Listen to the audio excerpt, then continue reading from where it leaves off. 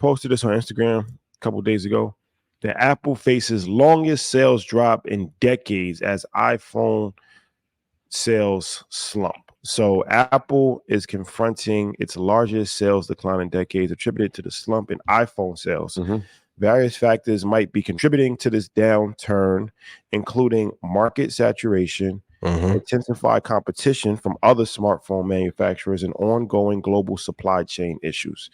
The iPhone has traditionally been a significant source of revenue for Apple, and this decline might prompt a reassessment of the strategy or an exploration of new avenues for growth. The situation presents a notable development in the tech industry, and stakeholders will be keen to observe how Apple navigates this challenging period. So we've also saw Apple stock decline last week, right? So you talk about Apple a lot as far as there's two stocks that everybody should have, in your opinion, and those stocks are Apple and Microsoft, right?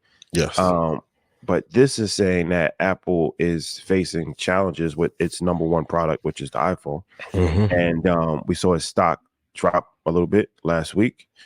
iPhone sales are slowing down. So should this be considered when people are thinking about investing in Apple for the next 10 years? Hell yeah, Apple! I'm on y'all ass today. I'm usually an Apple Avenger and Apple advocate, and I still am. But I will say, and I think we all can agree, Apple needs extreme innovation in the iPhone. I think one of the main reasons why people are not, I think the iPhone 15 comes out in September. Yep. I haven't heard one person on earth be like, I can't wait for the 15 to drop. These like the Jordan 29. Shout out to everybody at Jordan, Michael Jordan, Jordan Brand, Marcus Jordan, Larsa, everybody. But I don't think anyone is looking forward to it. And even myself, like when I lost my phone in the ocean, I'm like, well, maybe I should get a 14 regular or go get a Samsung. For the first time, I'm like, maybe I should go get a Samsung. So I think they need some innovative features in their iPhone, at least 15 features, because for the last, let's say, 12 years, Samsung has innovated and created some amazing features and benefits for their phone, and Apple will copy them 4 or 5 years later. Secondly, I think they need another Johnny Ive. They need a person that can create an amazing product that looks well, that's super innovative. Third, I think they need to make an aggressive push into healthcare, either with a partnership with Eli Lilly or acquiring a smaller player, because they need to start to hedge just in case that they lose that edge in the tech space. And I think because Tim is a great operator, he's not an innovator per se, but he's innovative in how he's done operations. I think Apple's gotten very comfortable. I'm not gonna lie. Do I still think it's the greatest publicly traded stock of all time? Yes. A lot of the drop of last week was because of that credit rating, and they were at the top. They hit an all-time high, I think, 2 or 3 weeks ago. So they were bound to come down. But Apple has, for too long, has been lagging in their innovation, and they weren't.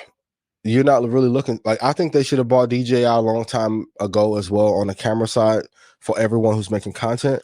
But you need more disruptive innovation there in their product line. It's just not there. Like, I feel like the last 5 iPhones and iPads have been generally the same. Services have done incredibly well, but if the product isn't amazing, the services business is going to fall apart. For all of my entrepreneurs, like, if you have an amazing design, product, innovation, I was reading they could have bought Midjourney a couple years ago and the parameters didn't work out well. That would have been a nice product for them to have in their suite to put into the iPhone. So I'll put it there. But I just think they need some drastic innovation, and they're not exposed too well to the enterprise side. So if I'm looking at it from a contrarian view of what they need to improve, those are the 4 or 5 things that they need to fix in order to be a better brand going forward to make me hold on for the next 10 years. Yeah, I think you made a great point about they got comfortable, because when they got comfortable, the customer got comfortable. I know Lashai just mentioned a couple of things from competitors, but across the board, smartphone sales are down. Yep. And so I'm not sure if that's the biggest issue. We talk about the supply chain. We watched TSM go down. We saw AMD pull back a little bit. We saw Qualcomm pull back, and the reason was it wasn't because of the supply, the demand. It was that they had too much. right? They had too much and the demand has slowed down. And so that comfortability has led people to be comfortable as well. The person that has the iPhone 13 is not complaining that they need the 14. Nope. They're not going to be complaining that they need the 15 either, because like you said, there is no disruptive innovation. Even now, when I looked at the preview for the new one, it's like, all right, this is cool, but my 14 does just the same thing.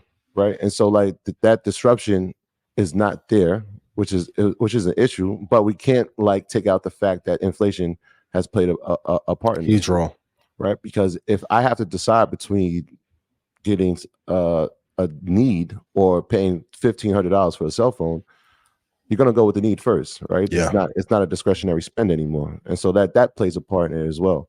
But like you said, there are some upsides, right? If we look at the company, yeah, it pulled back, but it's still up 40% for the year. Yeah. We can't ignore that.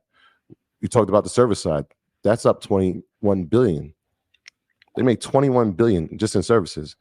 And so that plays a part into it. And then, we're looking at expansion. And so there was growth outside of just the United States. The cell phone market has gone down for them in the United States, but it's 4% in China. It's gone up 4%. They've gone into India. They've gone into Indonesia. And so it's kind of what we've been saying for the past month. It's like, yeah, they haven't had the innovative product. And so the new product is like, let's go take over more markets. And it's a slow process, but it seems to be the thing until the Vision Pro. The other thing with the Vision Pro is the price point. Yeah. Right. So if you got a $1,500 phone and now you have a new innovative a piece of equipment that's going to cost $3,500, and when we're talking about the times that we're in, especially when we're quote unquote recessionary times, you have to take that into account. How many people can now afford that? You will have a population that will, but how many people will look at it as a product that they actually need to have? And so they got to take these things into account when you see Apple pull back like that. Yeah, I mean, the last thing I'll say, am I down on the company long term? No. Apple, I mean, it made $38 million an hour this quarter.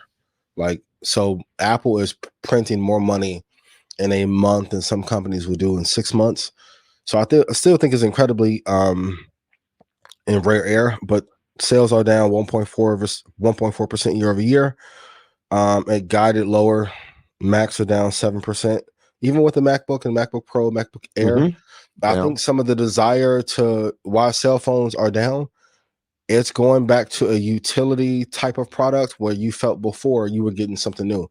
You can't, especially in a recession, you can't resell the same thing over and over again. Like even for me, and it's like 2.5 version of Stock Club, like there's 34 different things that I'm adding just because people need more bang for their buck. And Apple is like a luxury company. So when you have a luxury, yes, you can go take over more markets, but at some point the product just needs to be better. And we haven't had that innovation yet. And that's why I say, I think you need a Johnny Ive. There was a huge divide in Apple, the corporation, between if it should be more efficient or if it should be more creative. Like Steve was the more creative person. Tim was the operation. You need both. Like even when you guys see the rollouts for InvestFast and Market Mondays, and I know Joe Budden always criticized my little wrestling intros, you need both. I got tired of going to conferences on a Sunday and like, here's how to invest in the S&P and get 3. No, you need both. So they need more innovation. The product needs to be better. I want to be able to zoom into 100x and see the moon like the Samsung can. Like we need to do more. So this is my outcry to Apple and everyone on their board. Is like, please find someone who can create better products at a faster rate so that the sales can improve and be stable as we go into this time. And the reason we talk about the iPhone sales, right, specifically when we talk about Apple, is because if you look at the revenue model, it's 50% of the revenue comes from the iPhone sales. Yep. So anytime there's a report that they've been declining, like they have for the past 3 quarters, it's going to draw a lot of attention because it's a lot of revenue from the wealthiest company by market cap in the world. So we got to pay attention to that. Anything that starts to trend negative, like you said, is not beneficial. And so they got to figure out what it's going to be.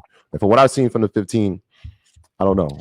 I think the fourth quarter is a strong quarter for them because of the fact that they released it at the end of September, and now those sales, go into the next quarter. So we'll see. I mean, I'm sure the brand loyalty will be strong. We'll just see how many people are interested in having the newest product and the price point for it. Yeah. Everyone put in chat, what 3 features would you like to see put in an iPhone that would make you want to buy it? Yeah, I think they said early next year. You know, we saw Google have their GBT product, and we saw obviously Microsoft with their GBT product. I think by the first quarter of next year, Yeah. that might be something that they're trying to have installed inside of the newest phones. And so that might be something that's innovative. We already know what, you know, they had Siri, but this is something, a product that they admittedly said that they've been working on for the past 5 to 8 years. Yeah. So, you know, they it's not like they're behind the ball. They're just waiting for the opportune time to put it out. So we'll see. Maybe that's something that sparks. I ask you guys this from a brand perspective. How long do you think you can get away by being a brand that drops features after your competition? It's worked thus far. I'm not worried about if it's worked thus far. I'm worried about if it can work for the next 10 years. Yes, and most we've seen legacy companies, IBM, PayPal, like some huge corporations that were dominant in a previous decade, the next decade not be able to keep up. And then here comes Elon. Regardless of the lack of efficiency I think he may have, you can't argue about him trying to innovate. Yes, he's misstep, which rebranding Twitter and the X, and he's trying though. He's not resting on his laurels though, like the team with the executives at PayPal. So my fear is like, can they keep this lead? And we'll talk about Amazon later because like Amazon in a few years has a chance to be the highest grossing revenue company of all time. You can't lose that lead. And like I said, if Bezos get off that yacht with that Latina and his wife, hey, and come back and run shop, because in a recession, Amazon, because you're not just competing against those in your class, you're competing against every brand in the world. Amazon is a formidable opponent for Apple as an investor.